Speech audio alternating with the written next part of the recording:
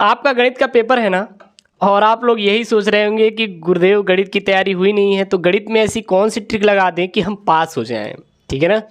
तो देखिए वैसे तो कोई अलग से ट्रिक नहीं है, लेकिन हाँ जो मैं यहाँ पे आपको अप्रोच बताने वाला हूँ, जो टिप्स बताने वाला हूँ, अगर ये आप फॉलो करोगे तो गणित में 100% पास होकर आओगे। गणित में आप 100% पास होकर आओगे, ठीक है ना। तो यार सबसे पहले यार चैनल को यार सब्सक्राइब कर लो, क्योंकि गणित की भी तैयारी हम आपको करवा दे रहे हैं। पूरी गणित की वीडियोस अपलोड होने वाली, देख सकते हैं कैसे गणित की कॉपी लिखना है, इस पर भी आपको वीडियोस आने वाली वीडियोस में मिल जाएगी, ठीक है ना। तो गणित में अगर आपको कुछ ना आए तो आप क्या करेंगे क्या नहीं करेंगे मैं आपको बताने वाला हूँ। देखिए सबसे पहले आपको ये करना है कि आपको चैनल को यार सब्सक्राइब कर देना है, सबसे पहला काम। आप कहेंगे चैनल को सब्सक्राइब क्यों करें, ताकि जो मेरी वीडियोस हो, जो आपके अपने इस यूट्यूब चैनल एसकेएम स्टडी की वीडियोस हो, सबसे पहले आप तक पहुँचे और आप अपने पेपर की तैयारी अच्छे से कर पाएँ, ठीक है ना। तो देखिए गणित का जो आपका पेपर रहेगा 100 नंबर का रहेगा, 100 नंबर का रहेगा। अब आपको पास होना है, वैसे कुछ आ तो नहीं रहा है, लेकिन आपको क्या होना है, गणित में पास होना है। तो पास होने के लिए अगर आप 33 नंबर पा गए तो गणित में पास हो गए। अब आप गणित लिए हैं तो ऐसा तो है नहीं कि एक दिन स्कूल नहीं गए होंगे, एक दिन कोचिंग नहीं गए होंगे, आप लोग स्कूल कोचिंग तो गए होंगे। तो यार 100 में से 33 तो आ ही जाएगा, लेकिन ये 33 कैसे लाना है, अगर ये आपको पता चल जाए तो आप पास हो जाएंगे, ठीक है ना। तो सबसे पहले काम ये करिएगा कि आपके पास 5 बहुविकल्पी प्रश्न रहेंगे।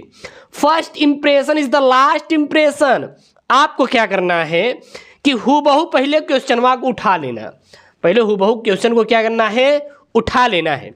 उठाकर आप कॉपी में लिख दीजिएगा, जो आपकी बोर्ड की कॉपी रहेगी आपको क्या करना, लिख देना है। इन्होंने तो डायरेक्ट आंसर दिया है, लेकिन आपको एक काम करना है, डायरेक्ट हूबहू क्वेश्चन को लिख देना है। लिखने के बाद ऑप्शनवा में हेर फेर कर देना है। अगर एक है ना, देखिए मैं आपको कंफ्यूज करने मतलब ये है कि थोड़ा सा आप दिमाग लगाइएगा। दिमाग ये लगाना है कि जैसे कि मान लीजिए यहाँ पे कर दिए, अब इसका क्या मतलब हो सकता है, या फिर इसका आप 1 लिखें, या फिर 2 लिखें, या फिर 4 लिखे हैं, या फिर 3 भी लिख सकते हैं।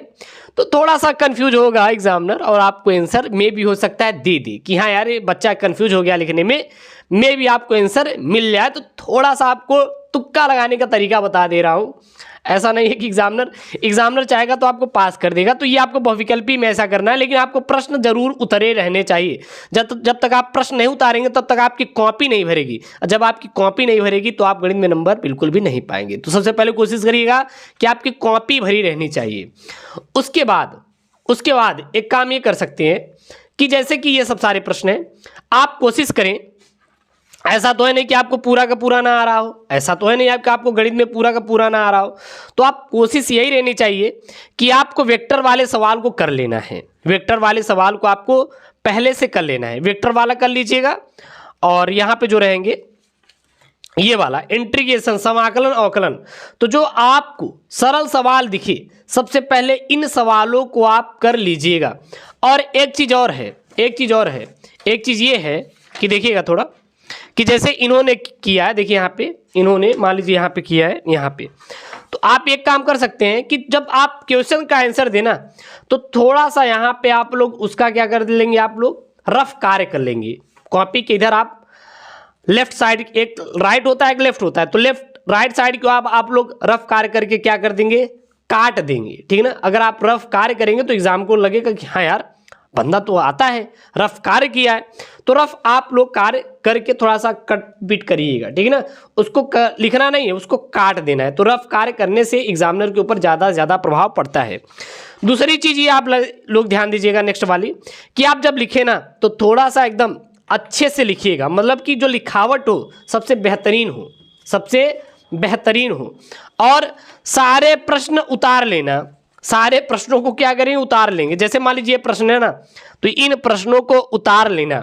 उतारने के बाद जो मन में आया, यार गलत ही सवाल लगाएं लेकिन लगी रहनी चाहिए।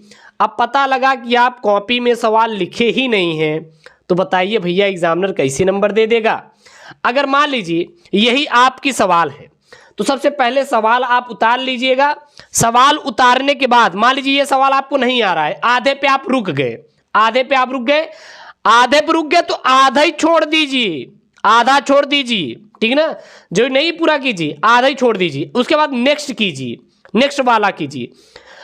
अब ये नहीं कि आपको पूरा नहीं आ रहा है, आधा आ रहा है तो आप क्या करें, प्रश्न को छोड़ दीजिए, करेंगे ही नहीं। नहीं, आपको सारा प्रश्न करना है और जो प्रश्न नहीं आ रहा है उसको भी उतार दीजिए, उसको भी कॉपी में, बोर्ड की कॉपी में क्या कीजिए, उतार दीजिए। और जो मन में आ रहा है गलत ही लगाइए, लेकिन सवाल लगाइए, गलत ही सवाल आपकी लगी रहनी चाहिए, लेकिन आप लोग लगाइए।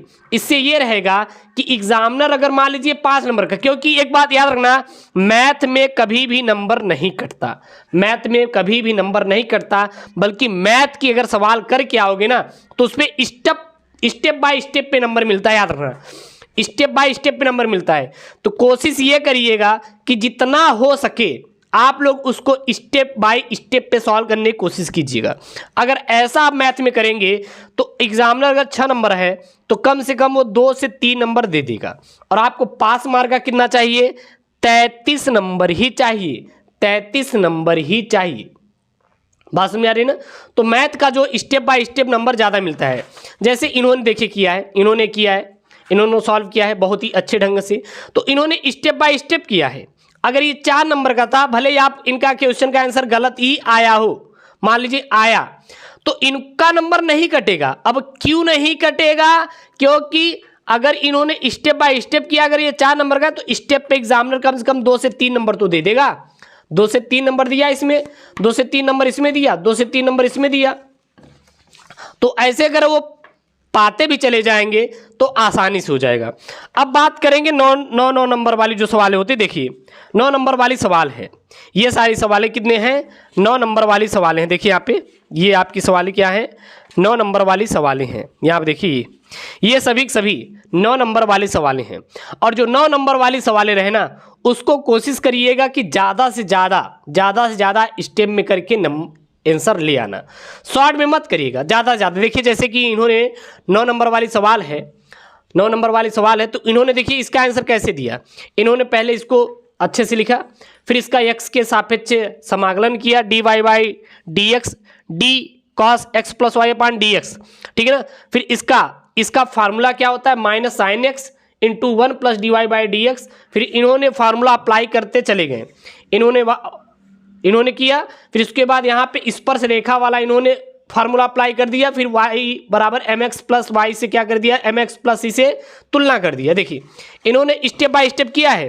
फिर यहाँ पे इक्वेशन को जोड़ा, फिर यहाँ पे लेके आए, फिर यहाँ पे इन्होंने समीकरण ज्ञात करने के बाद इन्होंने पूरा का पूरा देखिए सॉल्व किया और यहाँ पे जाके इन्होंने आंसर दिया। तो इन्होंने कितने पेजेस का उपयोग किया, 1 page, 2 page, 3 page, 4 page, 5 page. तो 5 पेज में इन्होंने आंसर दिया। तो 9 नंबर की सवाल है, तो 5 पेज में नंबर आंसर दिया। तो कम से कम एग्जामिनर अगर 9 नंबर है, मान लीजिए गलत भी हो गया तो पहली बात सही तो 9 देगा ही, लेकिन अगर मान लीजिए गलत भी है, अगर नहीं आ रहा आपको, गलत हो गया, कोई बात नहीं, कम से कम 4 नंबर तो आपको मिलेगा, 4 नंबर तो मिलेगा ना। तो जो बड़ी सवालें हैं उसको ज़्यादा स्टेप में आप लोग आंसर दीजिएगा। देखिए ज़्यादा पेजेस में आप लोग उसको आंसर दीजिएगा। कोशिश करिएगा कि कम से कम TCDR मैथ में भर के आओ, अब ऐसा तो है नहीं कि आपको गणित से आप हैं एक भी सवाल ना है, आपको जो भी आता रहेगा आप पूरा करिएगा, जो नहीं आएगा गलत ही करिएगा, लेकिन करके आइएगा, सॉल्व होना चाहिए। बस मेरा मोटिवेट करने का बस यही उद्देश्य है कि आप लोग प्रश्नों को यार छोड़ देते हुए और सबसे बड़ी गलती करते हैं, आपको प्रश्नों को कदापि बिल्कुल भी छोड़ना नहीं है, बल्कि पूरा का पूरा आंसर देकर ही आना है। बात समझ आ रही है ना। और जो वीडियोस अपलोड हो रहे हैं मैथ के, सारा पढ़ लीजिए।